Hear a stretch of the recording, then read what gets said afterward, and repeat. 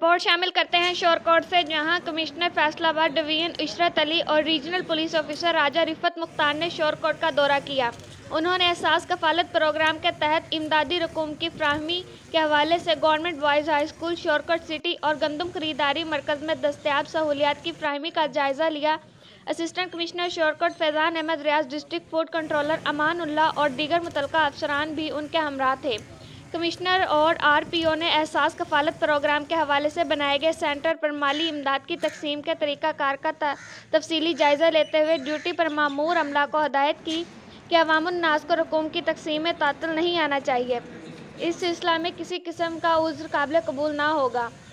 گندم خریداری مرکز پر انہوں نے کہا کہ حکومت پنجاب گندم کا ایک ایک دانہ کسانوں سے خریدے گی اور انہیں پورا معاوضہ دیا جائے گا اور اس ضمن میں مڈل مین کا کردار ہرگز برداشت نہیں کیا جائے گا۔